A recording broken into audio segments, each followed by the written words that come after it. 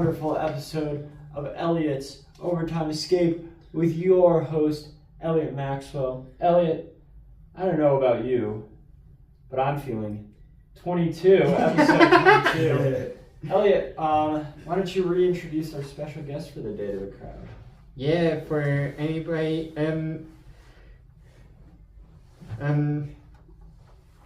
yeah, we haven't had this guy on for a little bit of time. It's been like 3 months since the last time, and welcome back to the pod, Jesus. Woo! Yeah. Thank you for having me back. Excited to be here to talk for episode 22. 22. Alrighty. Yeah. All right. And now let's get the show on the road. All right. Sitting for our first segment. Wow. Head coach hiring spree. Straight into a segment that we've never done and will probably never do again. This one is going to be a one and done on the show, most likely. And they're all on this page. All right. Elliott, we'll start with you. Who do you think is the best? So there was 10 head coaches that were fired and 10 head coaches hired in the NFL in the past couple months. So we've graded them all 1 to 10, and we'll count down each of us from 10, our least favorite hire, to 1, our favorite hire. Elliott, who do you have in your number 10 spot? I chose Jesse Minter for the 10 role, for the 10, because I feel like the Ravens are getting a great coach, but like it's gonna be really hard to like see like how it's gonna transpire for Jesse Minter in Baltimore. Wow. because sometimes you have to like have like time to acclimate yourself to a different state of, because coming from the West Coast to the Eastern Seaboard is going to be a different and a challenge for Minter to like that's why I put him as like the okay hire. Oh, it's like okay, but like great. It's not so like it's. I like it. That's a hot take, Elliott. I must say he's a lot higher up my list. But you know, I'll get into why later, and I can see what you're saying there. All right, Jesus, who's your number 10? My number 10 is, how did I do this? The Robert Salihi. Whoa, Robert Saleh. Okay. Yeah. Controversial. Yeah. Just because look at their last season. That is true. With the Jets. Yeah. Like, he didn't perform with the Jets. Not great. Tennessee Titans, like, they were okay during the 2025 season. Yeah. Kind of. But now bringing in Robert, I feel like maybe things are going to get a lot worse for Tennessee, just because he did struggle. Was he 2 years with the Jets? He struggled a lot in his 2 years with the Jets. I have him a lot higher as well. I actually have Robert Saleh so high that it's a hot take. Okay. I think he's a really great defensive mind. Okay. And you could see that with his work with the 49ers defense this year, how they were still good even though they had no players. Mm-hmm. So I think he's an interesting hire. But me and you, Seth. Wait, you can't tell him yet. Okay. We gotta count it down. Okay.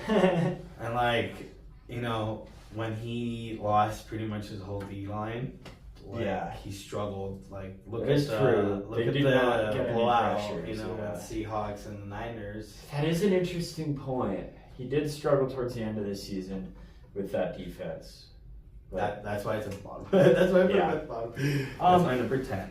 My number 10 is Mike LaFleur to the Arizona Cardinals. This was just like a really last-minute hire, and it felt like it was a hire that happened because just everyone else already got hired. Mm-hmm. And I also just think that the Cardinals have so many like big fundamental issues to fix right now. With like Kyler Murray's not the guy. Jacoby Brissett, I'd say, is also not the guy. And then they really lack a lot of pieces. I think the system he's going into is going to be really difficult. I just don't see him succeeding there. Yeah, I had. We'll wait for number 9. We'll wait for number 9. All right. Elliott, who do you have in your number 9 spot? I put Buffalo Bills Joe Brady as my number 9. It's like I feel the Bills are gonna regress a lot this year because they are they're a great team, but like I don't feel like they are capable to like make a Super Bowl winning roster for outside of like you have a lot of aging players on a lot of the teams like that are in their mid-30s. Yeah. And I don't think and I feel like the Buffalo Bills are just gonna be like Kansas City regressed and not making AFC East. I feel like I feel like New England's going to take a step forward and keep a hold of the AFC East. Interesting. So to relate that back to the coach, do you just think Joe Brady won't do a good job coaching that squad? Won't do a great job coaching. Okay. Interesting. I like it. Another good take. All right. My number 9 is the Arizona Cardinals hire before. Pretty much same reason you gave Kyle Murray, and they have a lot of issues and that they need to fix before getting like an actual head coach that can actually coach. And I think just Kyle Murray, he's kind of like Tua, like they were such big names in the industry, and like they weren't out. Exactly. Same with like Joe Burrow. I love Joe Burrow, but Joe Burrow still has the skill. I'd say Joe Burrow is more on the organization, and they just like don't build around him. Like he never has an O-line, and then Tua and Murray are just not good quarterbacks. They should just stick to Call of Duty. Yeah, it's over for them. They just go retire. That's my take. Retire, just play Call of Duty. Go pro. Yeah, I think they could. All right. My number 9 is Cleveland Browns hiring Ted Monken. And I think a lot of my coaches that come under 5 isn't just because of who they hired, but also because of who they fired. Kevin Stefanski won Coach of the Year twice with the Browns. I don't think he was the problem there. I think the Browns' greater organization, this is coming from a relatively big Browns fan, the organization is more the problem there. And I really don't get it. And then they hired their defensive coordinator, who, like, true, has been great as a defensive coordinator, but they already had, like, a known quantity of good coach. And it seems more like they fired him because the front office wants Shedeur to be the starter when Kevin Stefanski made it really clear he wanted Dylan Gabriel to be the starter. And I feel like that disagreement on who the starting quarterback should be is actually the reason he got fired, not the performance of the team. And I think that's I think it's a downgrade. Like, I don't think they're getting a better coach out of this. Okay. So that's why they fall into my time. I see that. So now we go on to 8. Get on number 8. So I chose Miami Dolphins Jeff Hafley as my number 8 for the coaching hires, and the Broncos are playing the Dolphins this year, and I think he'll do better than Mike McDaniel for sure as like Dolphins head coach. Yeah. And hopefully they just need to get a better quarterback than Tua to like and then they'll have like a better season, and I could see the Dolphins make their way into the playoffs. Oh, I don't know. Because who are they starting for quarterback down there? I don't know. What would they start? Quinn Ewers? I think so. Let's look them up. Because Quinn Ewers would be he started like when Tua got benched. But they're not in a place where like they can draft a quarterback at all, especially with how weak the class is this year. I like that. That's a hot take. Yeah, Miami Dolphins to the playoffs. It's Quinn. That's their starter since Tua got benched. But yeah, between that and Tua, neither of those options are ideal. Yeah, but the Broncos are facing the Dolphins at home and Empire Field at Mile High, which is absolutely going to be great. Yes, it's good. That's an easy win for the Broncos. Yeah, easy dub. I think that's an easy win for them. I really, yeah. I'll spoil it really quick. I also picked Jeff Hafley here. I think there was better hires if you wanted a defensive-minded guy. I think like a Vance Joseph, a Brian Flores, like there was better defensive coordinators that were available and around. And the fact that they couldn't persuade any of those guys is not good. And the fact that they fired Mike McDonald pretty much because John Harbaugh got fired and they wanted to pursue John Harbaugh. Failed in that. Couldn't get a better defensive line. For me, there's just not a lot going on with that pick either, so it's been great. We're all there. I had number 8 too. Yeah, like so we are all pretty much. You guys said what I was gonna say. Like, you know, I think they're not gonna make a playoff run. Like they have to build. They have a lot of building to do. Yeah, with everything. Like their D line is decent. O line is. It's fine. Fine. The problem for me is the quarterback situation. And then Achan's really good. He's one of the best running backs in the league. I think he deserves his flowers. Waddle's been playing really well. I don't think Tyreek comes back to the Dolphins. I've been hearing that, like rumors of him leaving, going elsewhere, because he kind of wanted out before he got injured. Like there was already, for the last like 2 years, there's been rumors about trades, him leaving. I think Tyreek Hill goes somewhere else, and I think he does like an OBJ, and he's not good. Like, I don't even think he'll be good wherever he goes, but I don't think he's coming back. I don't think the Dolphins have enough to break, I'd say. For me, at the moment, their ceiling is like 7 wins. Okay. Yeah. But that could change as we get into the season. Because we're like, this is just the off season that we're grading these hires. It's exactly, yeah, we don't know. Maybe one of these guys is going to be a really awesome coach. And then one of them just goes tanks. Yeah, like one of these guys could be like a Mike McDonald and bring a team to the Super Bowl, or Mike Vrabel and bring a team to a Super Bowl after a year. But as of right now, the coaches that I've listed so far, I don't think they're going to do that. Yeah. Now it comes to 7. Are we on 7? Yep. Good old number 7. I chose Todd Monken as my I grade. I put it higher than just Jeff Hafley because I just feel like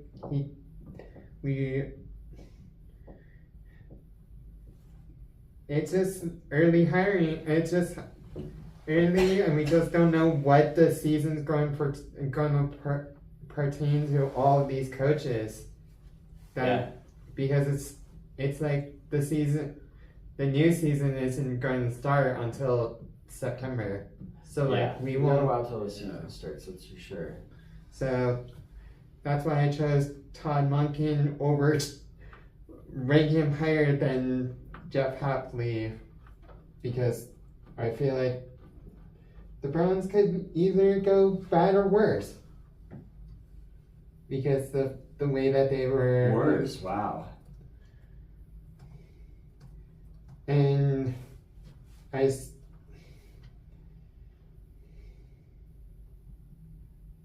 there's so many Seans and Mikes in the coaching world. What's up with that? And so I just chose him higher than That's a the Dolphins. That's a fair pick. That's a fair pick. All right. Or number 7? Yep, number 7. Alrighty. I put Clint Kubiak. Oh, Clint Kubiak. Yeah. Wow. As my number 7. Because it's good. He's good. Yeah. Like the hiring him was good. But I feel like when all of this was happening, there was a lot better options. Yeah. For the Raiders, like, you know, I don't even know who could go to the Raiders.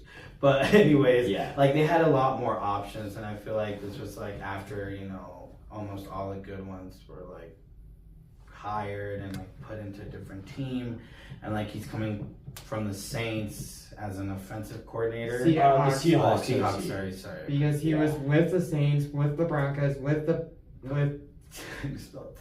I'm sorry. I put all good. Saints when it was the Seahawks. My bad. It was because Clint Kubiak went through like he's been on the Saints at one point. Yeah, he was on the Saints at one point, and then he went to the Broncos, and then yeah. For my 7, I have Joe Brady for the Bills. Again, for me, it's like I think you're losing more than you're gaining. I don't think Sean McDermott was necessarily the problem in Buffalo. I mean, he had like a fantastic win-to-loss ratio. It was like something like 50-something to like under 20 losses. And it's just like, I think that shows that he's doing well. And like, they're 1 or 2 pieces away from being a Super Bowl contender in my mind. I'd say the Bills have consistently been a Super Bowl contender. Yeah. It's just piecing it together when it matters, which I really want to see Josh Allen do. I'm a big fan of Josh Allen. I really want him to succeed. I think he's a great guy. I don't really get the firing. To me, it doesn't really make sense. And then great, you promoted your offensive coordinator, but that's such like a weird risk to me. So to me, it falls very identical to the Browns hiring Ted Monken after firing Kevin Stefanski. Now it's going to be numero 6. All right. Elliott, who do you have as your 6 today? I chose Atlanta Falcons Kevin Stefanski, even though he was fired by the Browns when it was like a wrong call, or it was not a wrong call, but like it was like why would you fire somebody when they have like when you can't have disagreements over who's the starting quarterback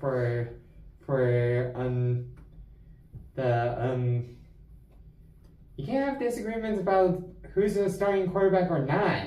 You just have to choose one or the other and just stick with one person as the starting quarterback for the Browns when you can like have like this disagreement and then getting fired over making the wrong call of who's going to be the starter for quarterback for the Browns. Yeah. It's like, but Kevin decided to like move on, went to the Atlanta Falcons because they needed somebody, and Kevin Stefanski was like the best guy out there for Atlanta if Atlanta hadn't like, if the Browns hadn't gotten firing Kevin Stefanski, was like you just have to choose one person, one starter, and then who's going to be the backup instead of like having this like fight over a quarterback starting. Yeah. Interesting. That's why the Broncos have stayed with Bo Nix as the starter and then Stem as the backup. That's true. Because because every team gets injuries, like especially at the quarterback position. Yeah. That's why we've had 2 to 3 quarterbacks, possibly 4. We've had Yeah.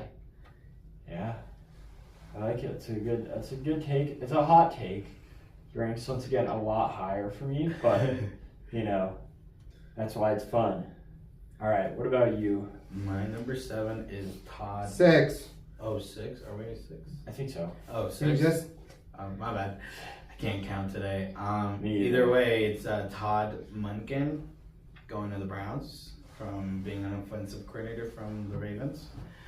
I might be a good hire. You know, he was in charge of Lamar Jackson and that whole O-line. Mm-hmm. I know they had not the greatest start this year and a couple years ago, right? Yeah. Yeah.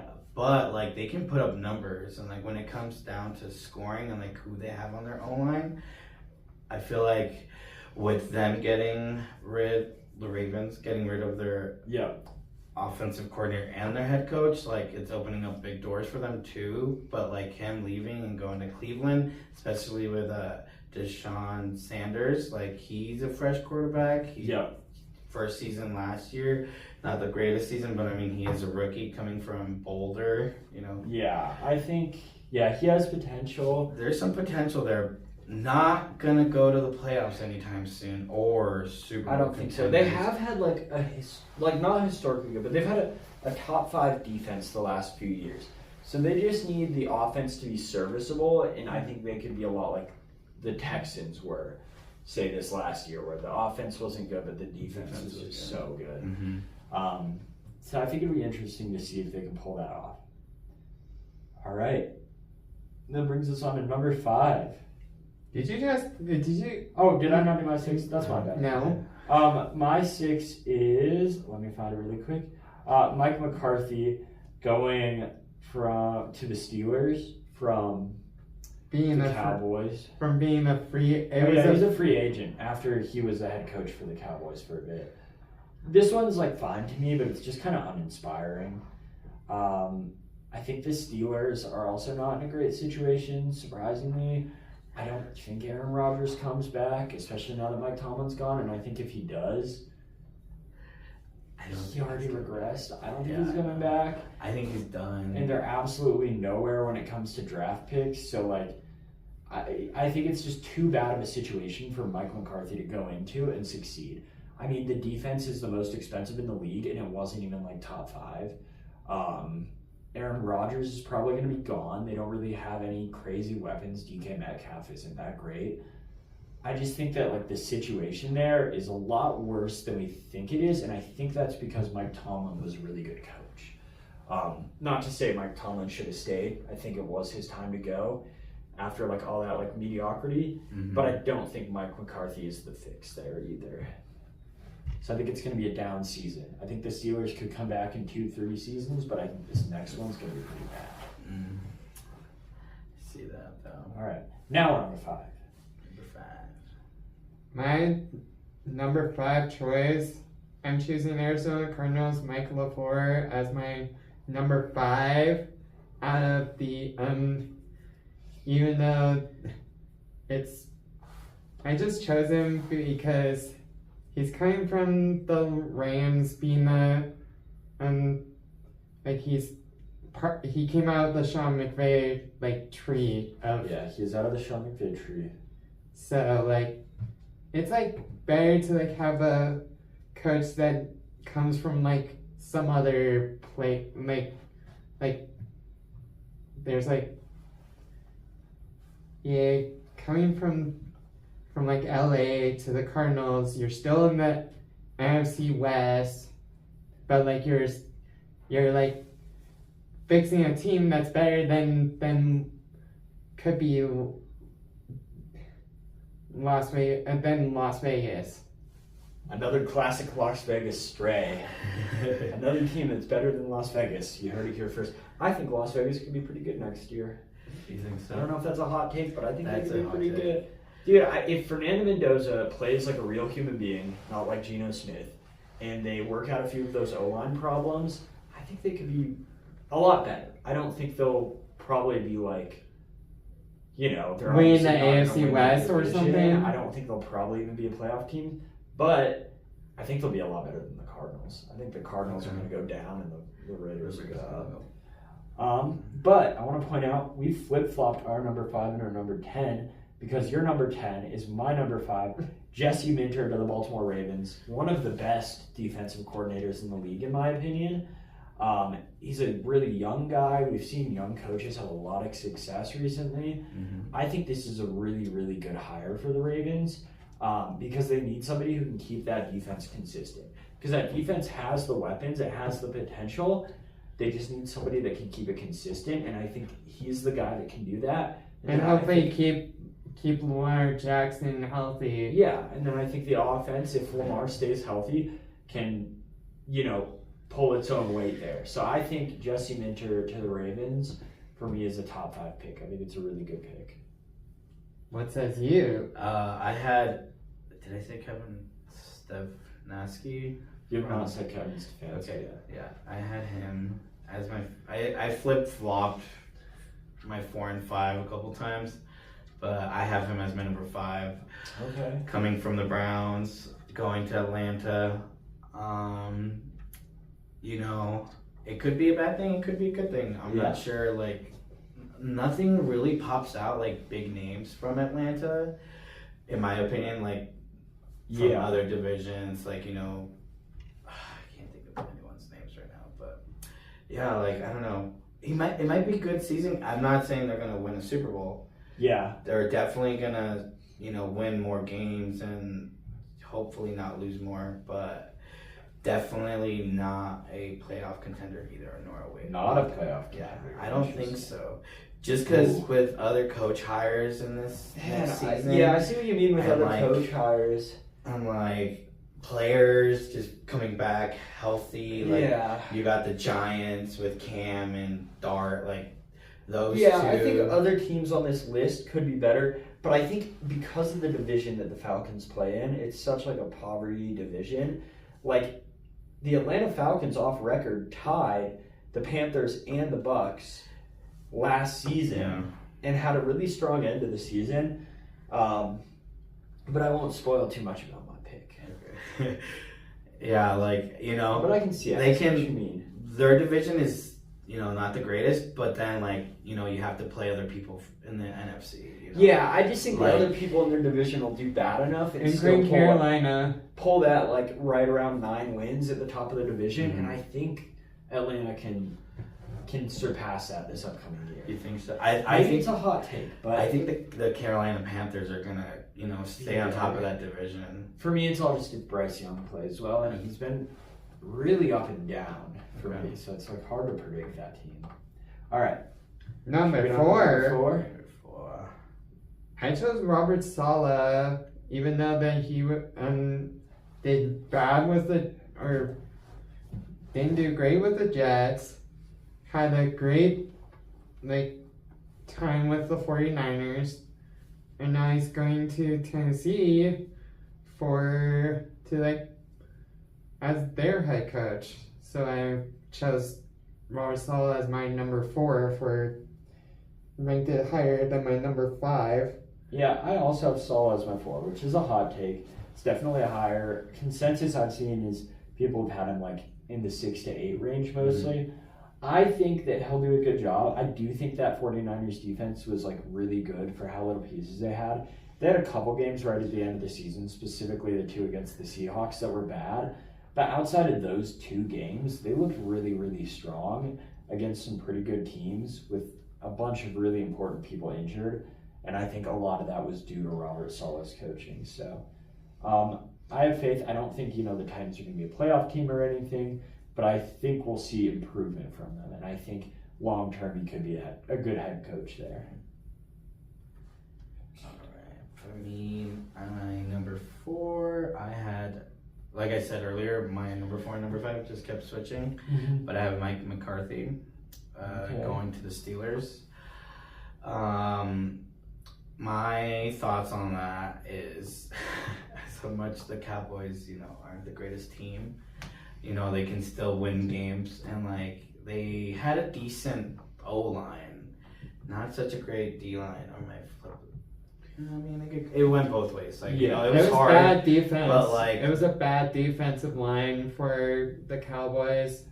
And at some points, I mean, they did let up a bunch of points to get scored on them, but they also... Since Parsons left, they've been really bad. But if you're looking back at when McCarthy was coaching, their defense was better. It was still not good, but it was better than it was this past season. And, like, him going to the Steelers... Aaron Rodgers is not going to play next year. Let's all be... Yeah. I don't think he has it in him. I mean, it's crazy if he does. That'd be crazy. But, like I don't think there's been talk about Aaron Rodgers coming back to the Steelers, even though that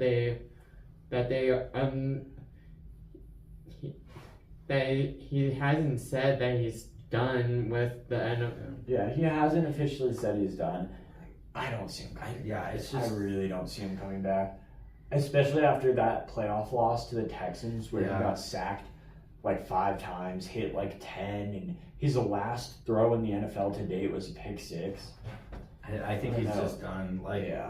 And even if he does come back, I don't think he'll be good. I think he's just going to get benched. He'll probably just be the backup to the starter because there's no way that he's going to start. But, the Steelers were okay last year. Yeah. They have a good... it's just hard to say, now with... Yeah, I really don't know what's going to happen with the Steelers. And, the draft and people coming in and out of teams, it's just hard to say, what the best hire was. But I'm going to put Mike number 4, but it was number 5 earlier. I kept going back and forth between those two.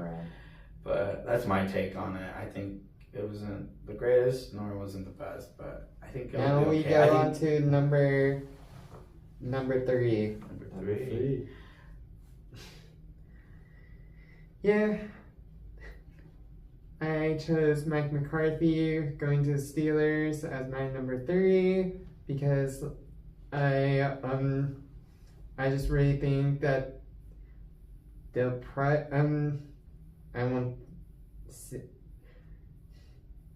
I think they could be on the cusp of the playoffs, but not even in the playoffs. They could be sitting on the cusp of seeing right at second place in their division. Interesting.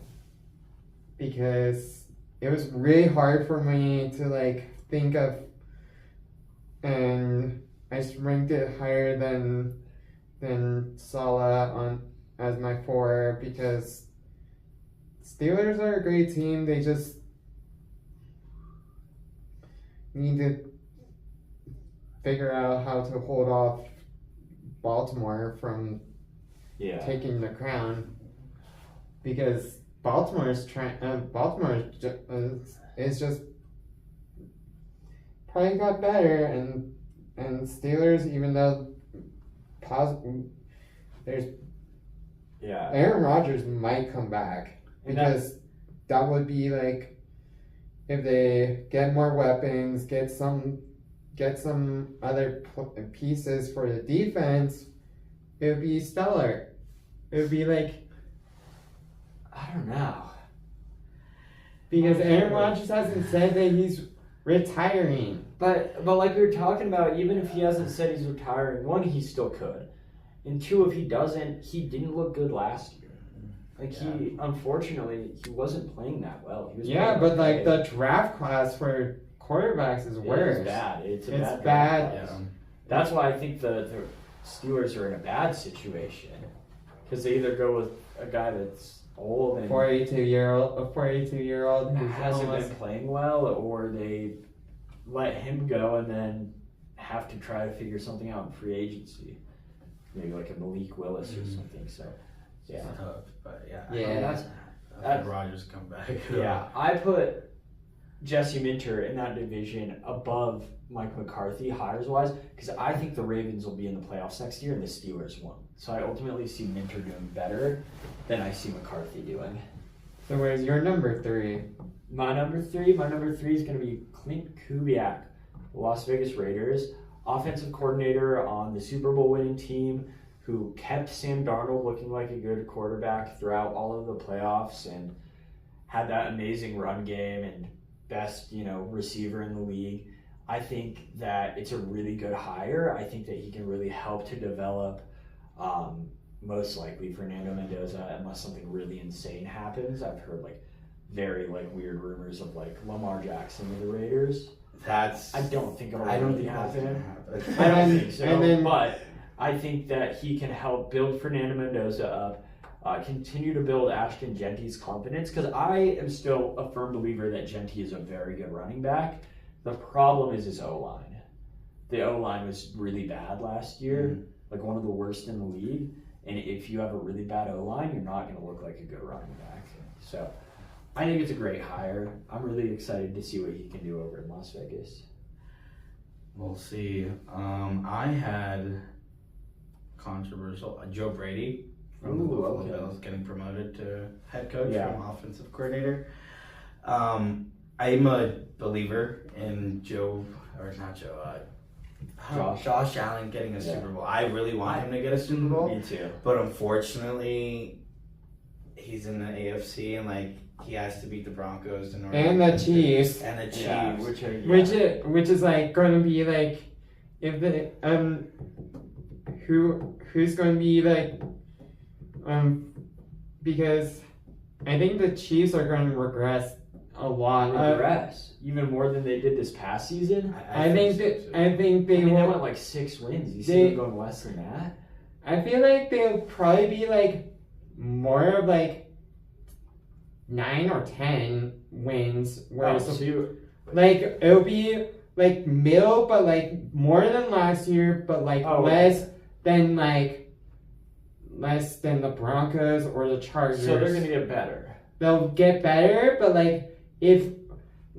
because I think Kansas City has already started the move on process from Travis Kelce. Probably. Because Travis Kelce hasn't said when he's going to release retirement and when he's going to say retirement. He hasn't said. He could not. Yeah. In theory, he could go back for one more. I don't really think he will. Because he's 36 years old. By the time of October of 26, he'll be 37. 37. I mean, but we were just talking about a 42-year-old quarterback, and you were like, oh, that guy's not going to retire. So it's I feel like he could play another season. I don't think he will, though, and I don't think the Chiefs will miss him that much. Noah Gray is a really good tight end as well. And they put Noah Gray as they listed Noah Gray as tight end, first tight end. Tight end one. Tight end one. Yeah. I think Kansas City's probably moved on from him. I think they're in the process. Most likely. Yeah. I can maybe see him coming back for another, but I think his time in the NFL is done because 13 years is a long time for getting a lot of all players suffer a lot of injuries and especially tight ends is tight end gets banged up a lot. Yeah, that's fair. Like I said, I agree. I don't think he'll be coming back, but you never know with that guy. And you never know with the Chiefs. They have that weird way about them. Yeah. I think they're gonna get better next year. I think they're gonna probably lose a couple more games. Wow. So you're saying 4 wins or less? Yeah, just because with their starter quarterback Patrick Mahomes, probably not going to come back until October. Yeah, he's not. I've heard his plan was to be back by training camp. You think so? That's what everyone's been saying. No, it's 6 months. And ACL, 9 months. It's 6 months is a minimum to get back to practicing. When you tear your ACL skiing, it's 6 months before you can get back on snow again. It's kind of the same. Yeah, but it's stuff ACL and LCL. Yeah, it's 9 months. I've been hearing 6 months. Patrick Mahomes said he was going to be back by training camp. The reports have been saying he's going to train really hard. I think that saying the Chiefs are going to lose more games next year than they did this year. I can see it. I don't think it'll happen. I'm with Elliott. I have them more around 10 wins. 10. Even if Mahomes doesn't come back until week 4, week 5, I still have them winning probably 8-9 games. Yeah. Yeah, but you also gotta think about okay, it's his first like major surgery. Coming off an injury, two injuries. It's two injuries. Yes, it's two, but it's really it's one area. It's to the same structure. Yeah. But like, you know, you never know how, like, and if he's let's say he trains too hard and like he could like mess it up, right? So like it wouldn't be the same. You never know. So like what I will say is he had already been moving more towards like, I don't want to say towards a pocket passer style, but he already was using less mobility than he had in his young career. And I think he's smart enough to where it won't matter. I think for some guys, if they got really hurt, like I think we saw it a little bit with like Jaden Daniels, like, or Lamar Jackson. When their mobility isn't as good, they're not as effective. But I think Patrick Mahomes also has the IQ to back that up to where he can play a more pocket passer style and still excel. You know what I mean? Yeah, I can see that. I still think the Chiefs are going to improve. I don't think they're going to win the division. But I don't know, the AFC West is weird. I think it's kind of the Broncos to lose, to be honest. Yeah, because even though that I read the Chargers are early favorites for the AFC West, but I feel like the Broncos are going to take a lot of they are going to re-sign a lot of their free agent, but like spend the money wisely, but like invest in like and still like bring in players from like other teams that are free agents, and because we're out of the Russell Wilson dead cap hit, we're like got money in our bank account, money in the of our years, and then the Broncos are literally going to be like taking very much, even though that they're 12th favorites to win the Super Bowl, 12th odds, but even though we were on the cusp, it means that I feel like the Broncos are going to get back to the Super Bowl and the playoffs and they steal a Super Bowl, a fourth Lombardi trophy from whoever, I don't know, man. There's so many strong teams. Yeah, I mean, I agree with Elliott just because I'm a Broncos fan, but like, I think of the it's Chargers, gonna be tough season. Yeah, but if the Chargers are keep that O-line healthy, they got a great O-line. Because that's the only reason they played bad towards the end of the year is the O-line just disappeared. And like Justin Herbert's woes largely came from not being protected and getting bounced from the playoffs, like I think they can keep against like the Texans or it's the not against they lost to the Patriots. Well, like I mean, they didn't have a. I feel like they could have won that game. They could have. They had healthy players. Exactly, and that's what's scary. If that O-line is healthy, and Justin Herbert also wasn't healthy for that because he was getting beat up behind that bad O-line for like the latter half of the year. If they can keep the O-line healthy and maybe build it up a little more or get Justin Herbert like a real target at wideout, because I think like they have a few above average wide receivers, but they don't have like a star. Mm-hmm. And, Amarian Hampton keeps coming into his own. I think they're like seriously a team to keep eyes on for next year. But I feel like the Chargers are either going to miss the playoff or make the Super Bowl. And there's kind of no in between. There's no in between. Yeah, I think they're either going to not do very well or do really, really well. Okay. But we'll see. Yeah. Interesting. All right. So now it's number two for me. I chose John Harbaugh coming from the Ravens to the Giants for my number two, because I feel like he'll help boost the confidence of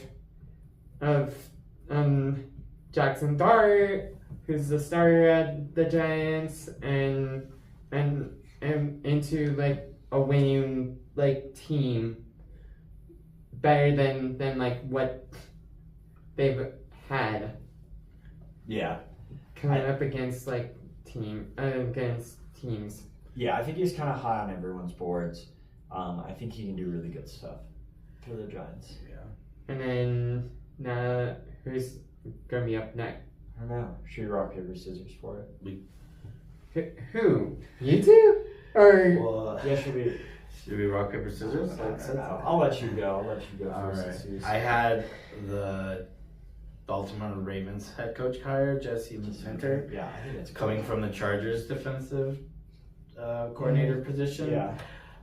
The Chargers were great this last season, and like that's what the Ravens need, in my opinion. They have a good O-line. Lamar Jackson can still throw. He's still formerly. He's still a good quarterback. I still have him in my top 10. Oh, for sure. But they were just getting a lot of points scored on them. Jesse Minter has the knowledge coming from the Chargers. The Chargers allowed few points getting scored on them at home, not on away games, but at home they allowed the fewest points. Yeah, if I remember correctly. I believe so. So bringing in Jesse Minter from the Chargers, I feel like they're gonna be back in the playoffs potentially. I agree. Say the 1 seed. No, they can't. I don't know if it'll go to 1 seed. But he'll the 2 or 3 seed. They'll definitely get the 2 or 3 seed. And what I'd say to pile on, and honestly, the more we talk about it, the more I feel like I'm higher on Jesse Minter than 5. I could have put him higher up on my list than I did. Young defensive-minded coaches are in right now. I mean, look at the Super Bowl winners. Mike McDonald is the first head coach to win a Super Bowl while calling plays for his defense. It's crazy. I think Jesse Minter is a very similar, kind of prospect. And I want to note that he's familiar. He started in Baltimore, went to the Chargers, and now he's coming back. And then I believe Mike McDonald started in Baltimore as well, if I remember right. I need verification on that, but he was a quarterback's coach there, and then he got swept away after a few years. I think he might have been a few things there. But I think that Ravens defensive coordinating tree is really good, and I think Jesse Minter is going to do a really good job. I think Mike McDonald was on the Broncos coaching staff for one time, along with Clint Kubiak. Mike McDonald was? Yeah, he was in the assistant for the Broncos. I thought he went straight from the Ravens to the Seahawks. Let's see here. I didn't know he was ever on the Broncos. I don't think he was. No, he wasn't. He was with the Ravens. Yeah, and he almost was a businessman. Yeah. He almost quit. He almost was a businessman. And then he went to Michigan, and then he came back to the Ravens to be their defensive coordinator from 22 to 23, and then he got... When their defense was really good. Yeah. And I think he's fantastic. I think that this Jesse Minter hire is going to be very similar. A team that's a few pieces away from being a contender, which actually nobody even expected for the Seahawks. Yeah. No one had that on their books. And no one had them on their bingo cards for... No, not at all. No, so not at all. I agree. I think that's a great hire. And the more we talk about it, the more I wish I could switch him up to my 3. But anyways, my number 2, I have Kevin Stefanski. I think he's a good coach.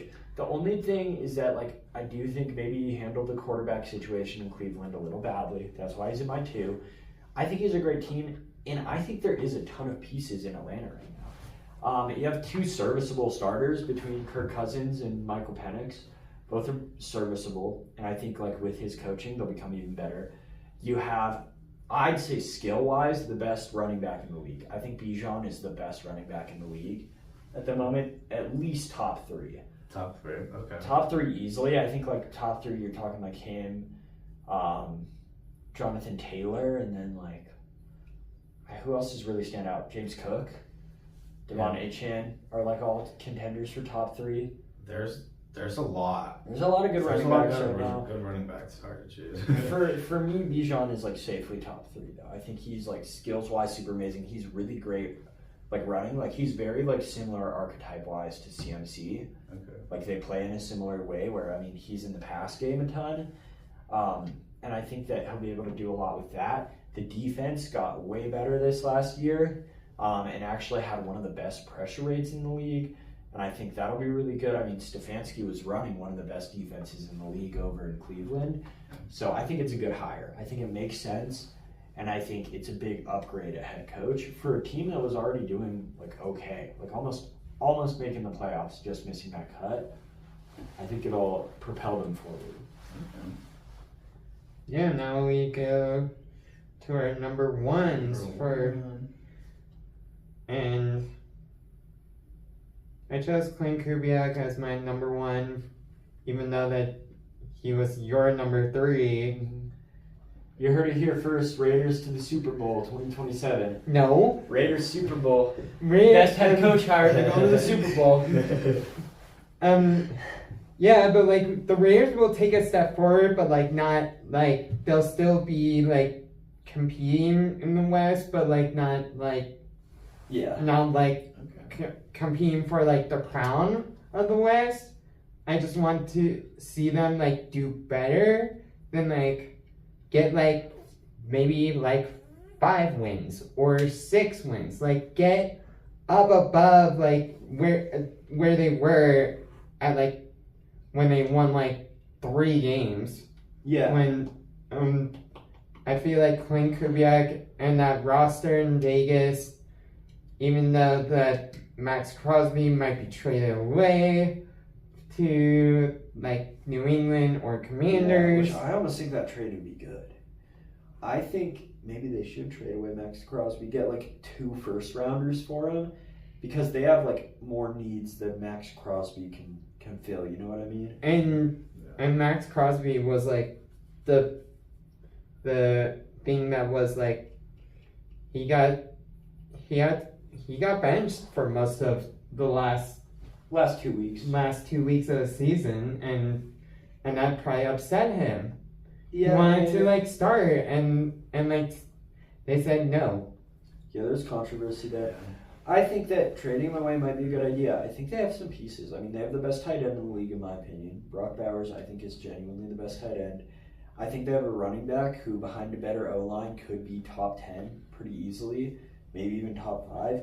And then they have the number 1 overall pick this year. So I think if they trade away Max Crosby, they get, let's say, 2 first-round picks for him, use some for the defense, use some for the O-line, and you got yourself a team. Yeah, looking good. You got yourself a team. Like, I think more than 6 wins would be great. I think how management handles it is really going to determine how it goes for the Raiders next year. Because, like, you know, he did come from just winning a Super Bowl. So, like, you never know how the management's going to, like, do and allow him to, like, move the players around and get everything sorted. And John Spytek's, like, the overall, like, GM of Vegas and has, like, and is probably talking to like Mark Davis and Tom Brady. Tom Brady's on that ownership.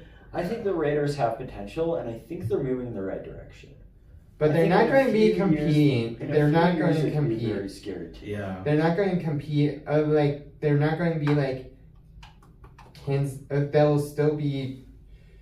What if they'll still like compete for the West, but like they won't be like a playoff contender or a Super Bowl or anything. What if they sweep the Broncos next year? That would be like hurtful to like see the Raiders sweeping the Broncos again when it'll be the Broncos that'll sweep the Raiders, sweep the Chiefs, sweep the Chargers. I do not want to see sweep the Chargers. Wait, I do not. I just say that the Broncos are going to sweep everyone in the division. No, I don't think so. When's the last time someone got a clean division sweep? I mean, it must have been one of those teams that went like undefeated in the regular season. Let's see. The Broncos last year with the division, they lost to the Chiefs once. Lost to the Chargers once. And then lost to the Chargers once. So didn't pull it off last year. No. The last time I can think of, obviously, the Patriots when they could have gone undefeated through the Super Bowl. What about the Seahawks? Did they? No, they lost to the 49ers early in the year. I thought they beat them. They beat them at the end of the year, but they lost to them early in the year. Really? Okay. Let's see. It's probably more recently than I think. My guess is like in the last 10 years. Yeah. Like Carolina Panthers. Okay, the Detroit Lions in the 2024 season. So not that long ago. But that was also like they were Super Bowl favorites the whole season. Yeah. And that was like one of the best offenses of all time versus like. Yeah, I don't think the yeah, but like, we've got a team that has literally got offensive line. We've been the number one offensive line for. Yeah, but like you have the Chargers. Like I am more now terrified being a Broncos fan of the Chargers because like we lost to the Chargers and we won at the end of the season. Yeah, but like we split the whereas if we have Bo Nix playing healthy, going all the way through the season, not having breaking ankles like he has 4 times now. Oh my gosh, it's crazy. That's concerning. 3 times. That's scary. But I feel like it could happen where the Broncos could like have a clean division sweep and get back to the Super Bowl and make the playoffs and get the fourth Lombardi trophy that we've been chasing since our Super Bowl since Manning retired. It was like we've been wanting another Super Bowl win, and we only have 3 in the. We want to be like up there with teams that have 4 Lombardis. I think it could happen. And I think that and AFC West is just going to be a tough division next year. Like, the Chiefs aren't going to be walkovers like they were this year. Like, the Broncos beat Chris Oladukin. Like, and I just think that's, like, it's going to be a challenging next year. Be a better division next year than it was this year.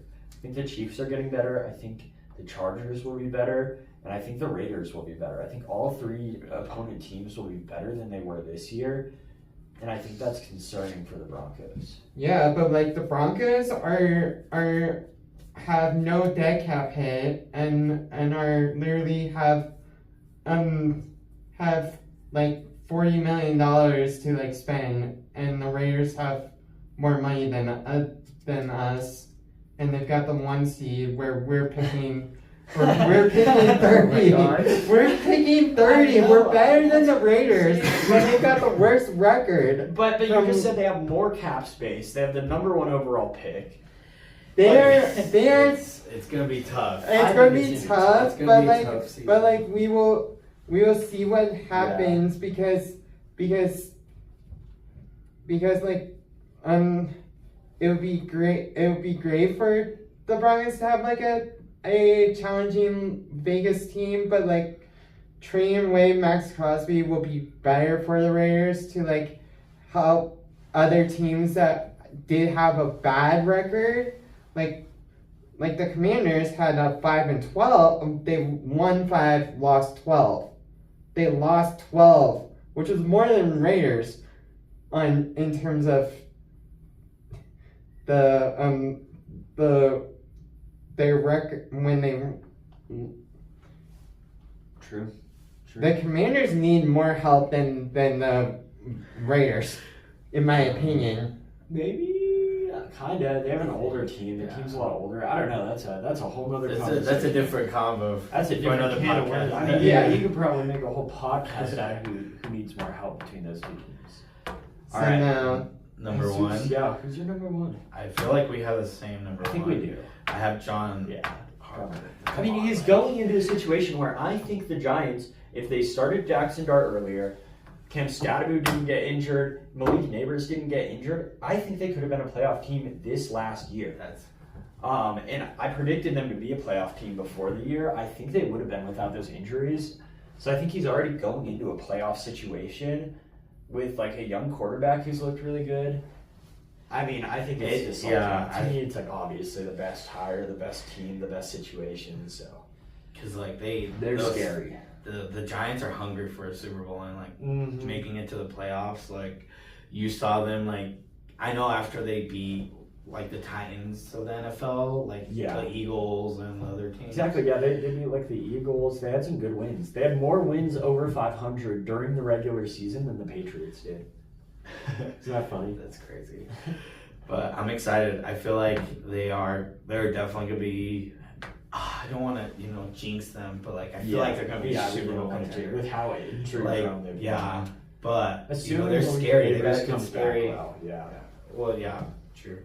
And I think Abdul Carter will continue to develop. I think Kayvon Thibodeau will continue to develop, and I think that milan will be really good. They have a fresh team, so like they're young and they're good. They can run and they can run. It's scary, man. Yeah, I honestly think that team is pretty scary going into next year.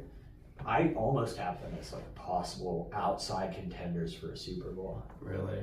I think so. I have a lot of faith in that team. I have a lot of faith in Harbaugh, but we'll see it. We'll see. I think they're very like polar as well. I don't remember which team. The Chargers is who I was saying about. I think they're also going to play really well, or they're going to be like 4 wins again. And there's like no in between. Yeah, there's no in between. It'll be really interesting to see. Yeah. And then next up, because we were. Let's see. Alright, these ones should go. Flop of the week. Flop of the week. Elliott, who's your flop of the week? Drake May. Yeah. Who literally failed in the Super Bowl. He didn't have a great game overall from the Patriots because he got sacked 6 times in that game. Yeah, I mean I should have put my biggest flop as Will Campbell. That guy sucked in the Super Bowl. And I mean, I think honestly, if anything, there wasn't a huge flop. It's just how good the Seahawks were. But I also have Drake May. He threw just like 2 back-breaking picks and fumbled. It was not the greatest game for him. No, and it wasn't I do have that my bad. flop too. That's just. Which honestly, I think I probably should have put Will Campbell because I think if his O-line wasn't letting him get pressured on. I think I saw a stat that he was pressured on 60% of his passing attempts, which is ridiculously high. he was literally shoved out of the way by the bigger guy, the guy that was literally opposite him. Yeah, they made him look like a little boy out there. Yeah, they really made him. They tossed him around like a ball. It was just embarrassing for him. I still think he's top 2 or 3 in that quarterback class. I think currently, and that'd be a fun segment to do. Currently for me, it's Caleb Williams. Drake May, I still have a lot of faith in Jaden Daniels, but Jaden Daniels, Bo Nix, tied for 3rd right now. But for overall quarterback or young quarterbacks? For that specific draft. For that, because they're all from the same draft class, yeah. But anyways, yeah, he was a bit of a flop. I almost felt sympathy for him, and then I remembered he's a Patriot, and it all went away. Yeah. I almost liked him. Even though I'm gonna be seeing Liam tomorrow at work. Oh man, this is our next big one. Waltington's World. All right. Can't wait to get a 0. Right? Oh my god. Yeah. I chose super easy questions. You always say that, they're always not easy. No, I literally searched up easy adult trivia you need to look up easy kids trivia, easy kids Disney trivia or something. But anyways, let's get into them. See how they go. What's the question number 1? This is from way back in the. This was the second film after it was. What is the name of the whale that swallows Geppetto in Pinocchio? Somebody has to guess. Can I guess Moby? No. The whale had a name. I didn't even know there's a whale. Yeah. Where's there a whale in Pinocchio? I guess they didn't swallow Pinocchio. He swallows Geppetto and Pinocchio. All I really know is that I don't know who Geppetto is either. Geppetto. Geppetto is the guy that made Pinocchio. He made him and then he wished upon a star to give life. Yeah. Make him a real boy. Real boy, yeah. I didn't know that the whale had a name. What is the whale's name? Monstro. Monstro. I wasn't far off with Mobia, the right first letter and second letter. And then that's all, but oh well. There's another whale question. Oh my goodness! That's my whale knowledge. That's kind of awesome. They all had names. I didn't know that they got swallowed by a whale in Finding Nemo either. Really? We're really behind on these. Yeah, but in Finding Nemo, what's the name of the whale that swallows Dorian Water? I think it's Gary. No, it's a color of a it's. Is it blue? Yes. Okay. That's not a real point. Yeah. I had two options there. It was gray or blue. So. The whale is just named Blue. That's lame. That'd be like the answer was blue whale. Blue whale. Oh, so it was just like his species. It wasn't like a given name, like his parents didn't name it. No. What kind of animal is Timon in The Lion King? The original anime, not the live action. Isn't he, what are those things called? A prairie dog. Prairie dog. Isn't he a prairie dog? You are just way off on that answer. Is he a hyena? No. It starts with an M. What's an animal? I'm so dumb. Okay, that's what I thought it was. It's a meerkat. It's a meerkat. Oh, that's an M. I thought you said N. You threw me off. I thought you said N, and I was like, what animals that are in the Sahara start with? Because my guess was meerkat, but then you were like, it's an N, and I got confused. N, like mouse, or like. Yeah, it sounded like N to me, so I got real confused. Which princess sings Once Upon a Dream? This is from the 50s. Can I just Snow White? No. That's like, this princess came after Snow White, and in the... Cinderella. That was my second guess. This was in that era of Cinderella. What were other ones that even came out? Peter Pan. Anastasia. Which one's that one? 97. That was... You got that point... you had that... it was Aurora from Sleeping Beauty. I don't know these names. Yeah, let's see. Ariel. What movie she in? The Little Mermaid. No, that's earlier. No.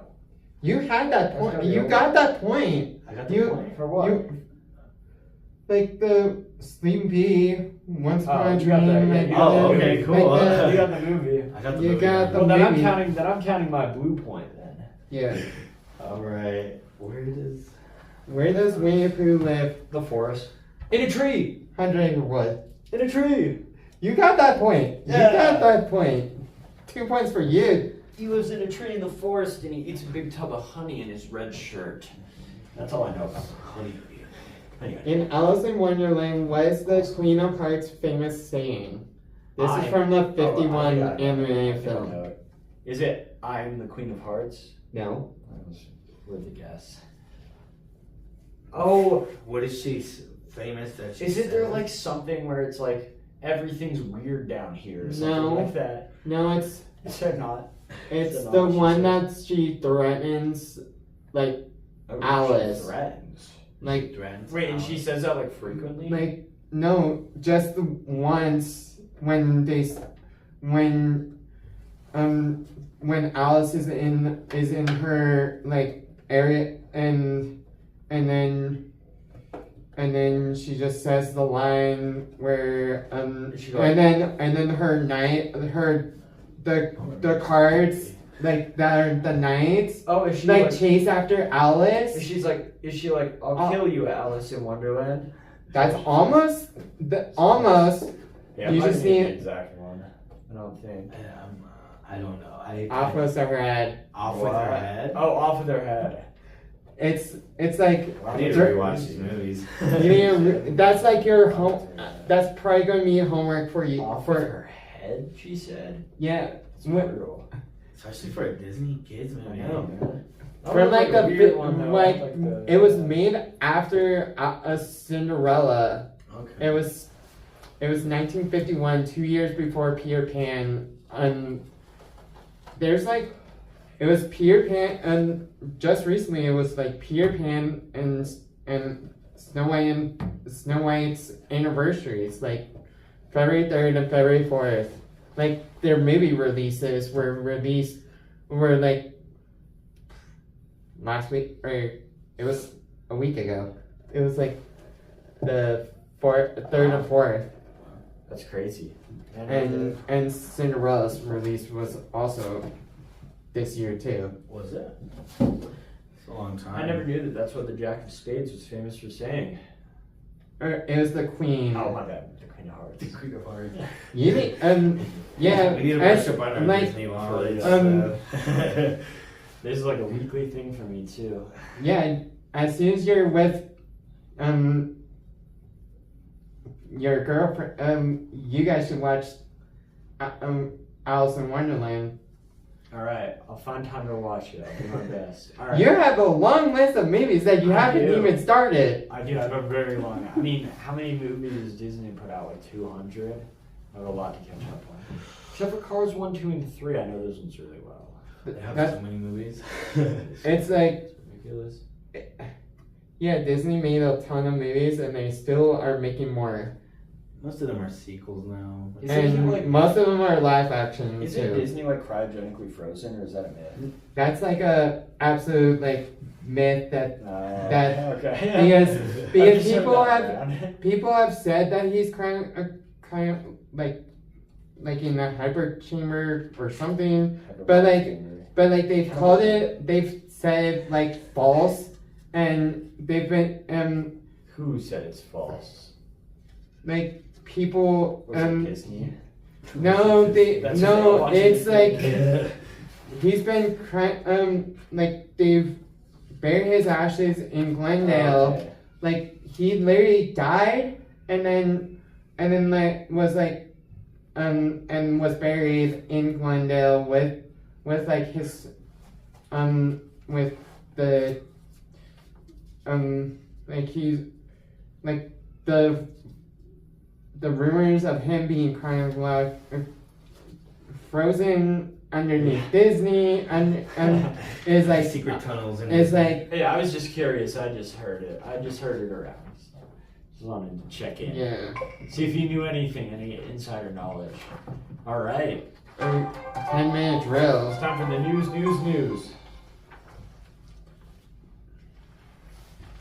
All right, Elliott, what's our first headline today?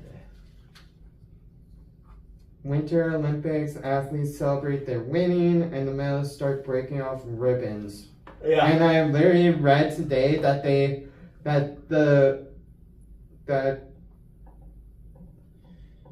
there was a lot of headlines today that the IOC has investigated how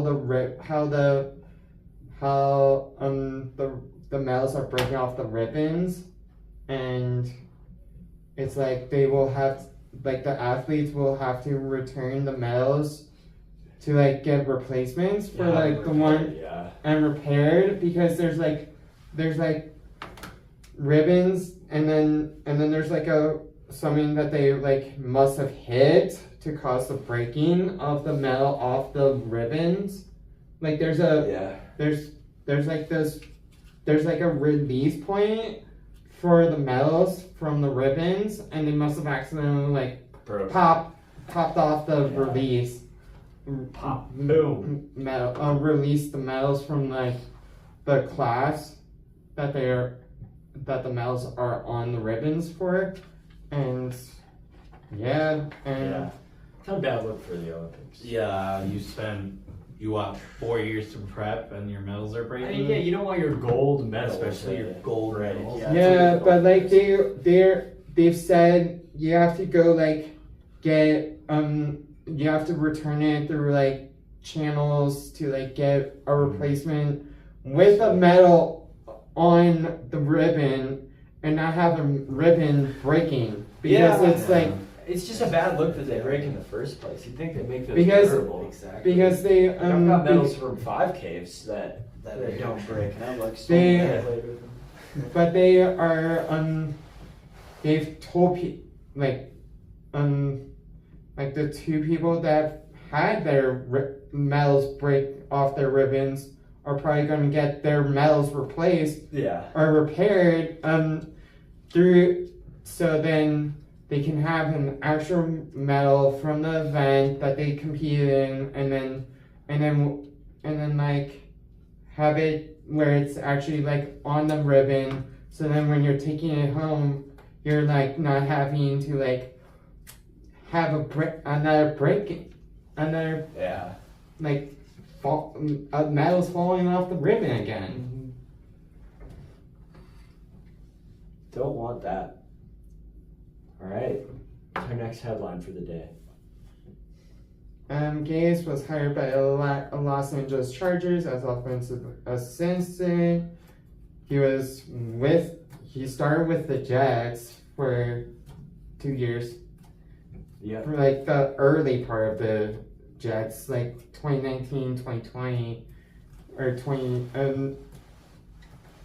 and now he's gotten hired under Mike McDaniel and to be an offensive assistant for the Chargers. So it's like looking good for the Chargers, but we'll see what comes out of the Chargers if they fix their offensive line. Yeah, we'll see. I think it'll be interesting for the Chargers next year. And Major League Soccer 26th season starts soon. Nice. And the NWSL also starts soon on the 14th. On March 14th. What is the NWSL? National Women's Soccer League. Oh, it's the women's league. It's the women's soccer league for America. It's like the WNBA is to the NBA. Oh, okay.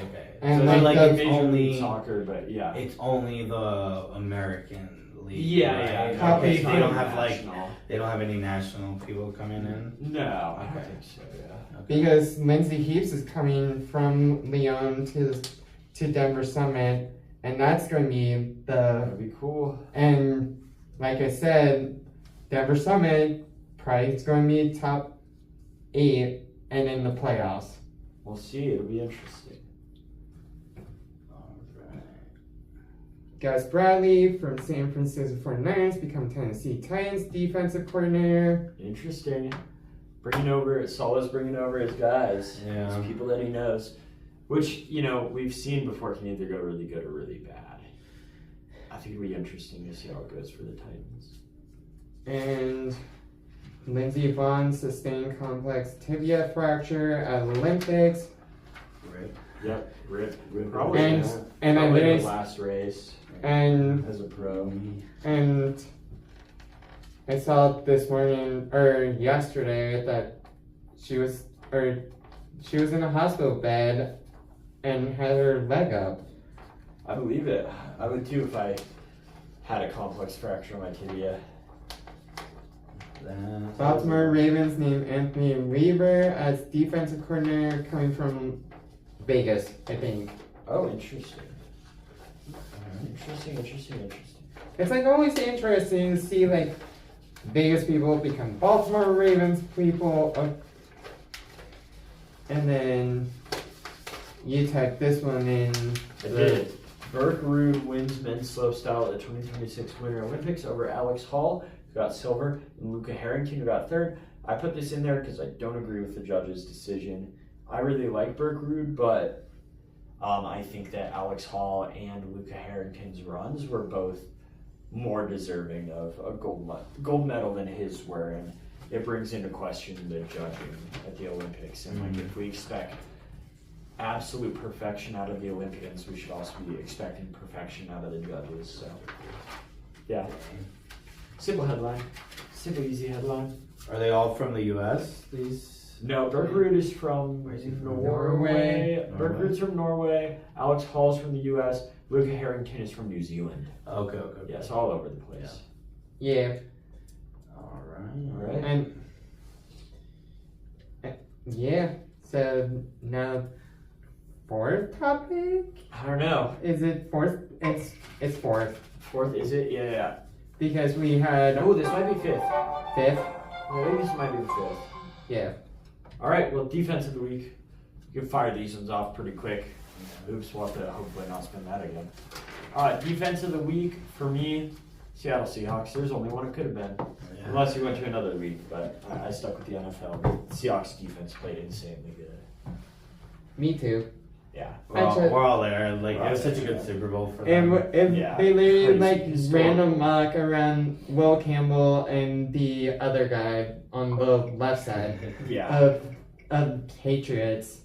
If the Patriots had gone into free agency and paid like two free agent like left side players, they would have been better. Well, the thing is, they didn't know. Like, nobody expected Will Campbell to be such a big draft bust. At least as of year one, he could still develop. I'm not like fully out still young, but yeah, they just didn't expect him to be such a bust. Like, if he was good, I think it would have made a world of difference for him.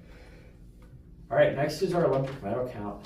I'm just going to cruise through this really quick because there's not too much news around it. I just thought the countries doing best right now are interesting. This is as of yesterday afternoon, so I'm sure this changed a bit. It's always changes every single day. Yeah, I know. That's why I put that disclaimer there, because it's always changing. But in first was Norway, then Germany, Sweden, then Switzerland, then the U.S. not until fifth at the moment. Australia, Italy, Japan, France, and Czechia. The biggest thing that was notable to me is China's absence from the top 10 on the medal count as of right now. I'm sure they'll get more of it. Yeah. Usually it's like the China and the U.S. like fighting for who can have the number one like most medals in the Olympics, and as of right now, it's not swinging that way. Yeah, but like we'll see, because it's always changing. Yeah. It's always changing. It's always changing because this is like early like yeah, it's still early in the Olympics. It's still early in the Olympics because like the totals are can like change in a heartbeat, and how many of each team will get for like the gold, silver, and bronze, because it's like it's we're still like 1 week from like the close, like the closing is like the 22nd.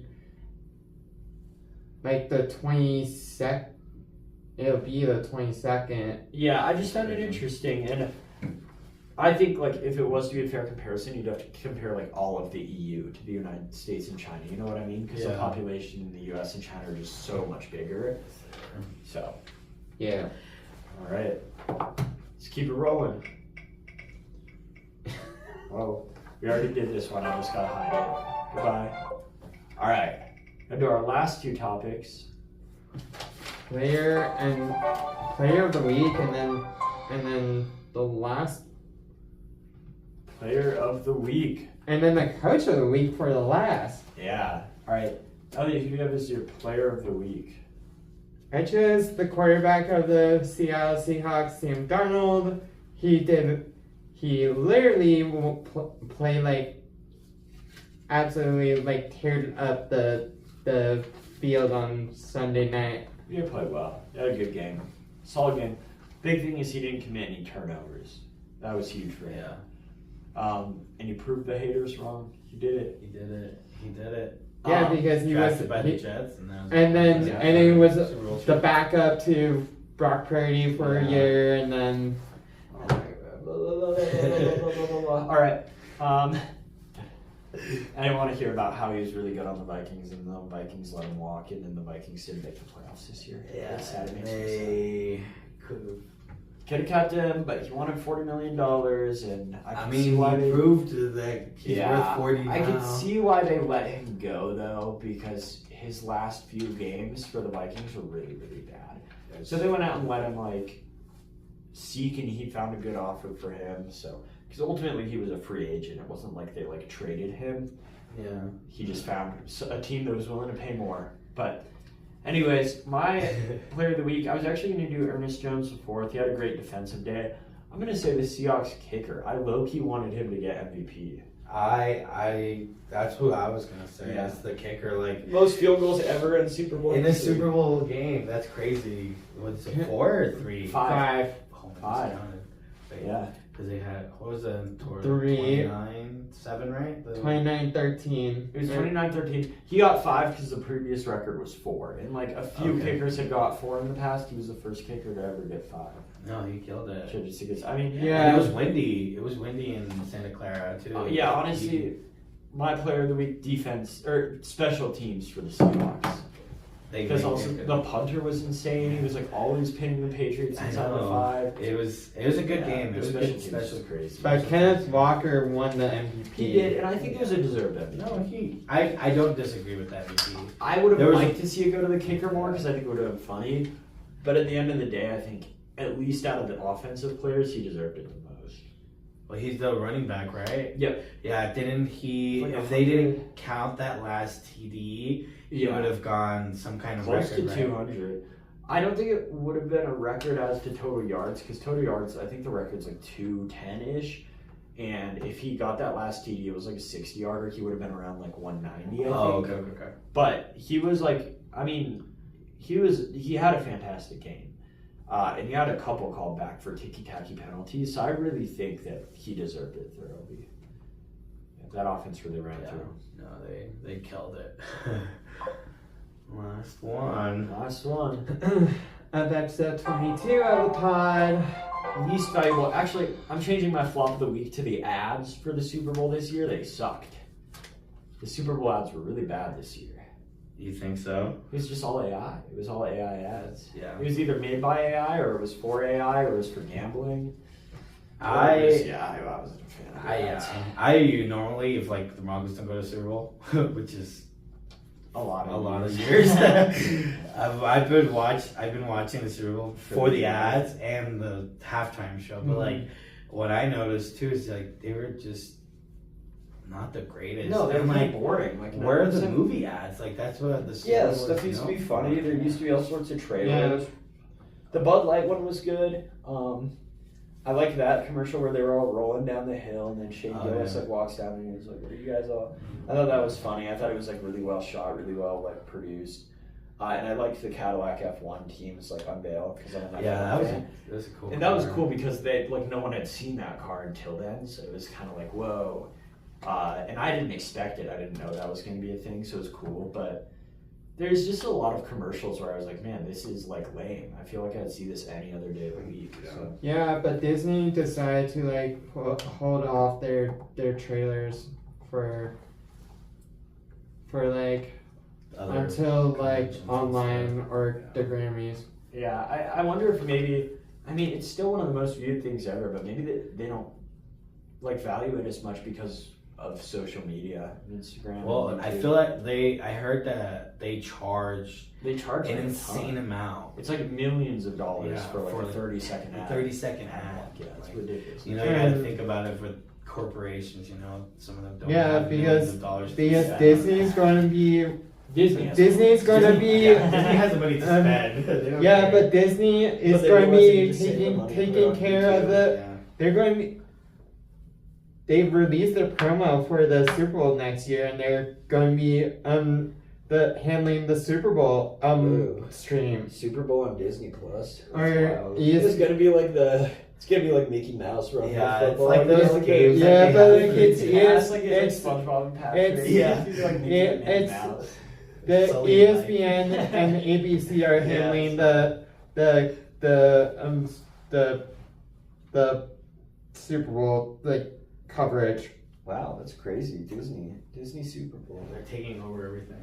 Yeah, but like Disney has the money, and that's why the NFL sold NFL Network and like everything to Disney Plus Disney owns like everything now. ESPN, they've got NFL Network, NFL Red Zone, NFL like everything on ESPN. Yikes. So like Disney's going to be like taking over the. I don't like it. I don't like taking, and they have part ownership in Angel Say. So like it's like.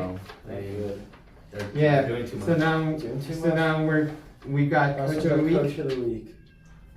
This one's obvious, Mike McDonald. Yeah. Mike McDonald. We all agree. The youngest, right? He's the youngest. Sean McVay was a year younger when he won the Super Bowl. Yeah. But first coach to ever win while calling his own defensive plays, which is really cool. That is really cool. And second youngest of all time is nothing to there's nothing to blink at. So 32 Super Bowl champ. Mm-hmm. Like, what's next for him? You know, another Super Bowl. Yeah, he's got so much time in his career, and I feel like he's gonna be He's gonna be a good Hall of Famer for quite a while. Yep. We all agree there. Mike McDonald. All right, it was good to end it on a little agreement. How do Yeah. you want to take us out? Thank y'all for watching and listening, and we'll see you next week for episode 23 of Elliott's Overtime Escape. Your host, Elliott Maxwell, signing out of episode 22 of EOE.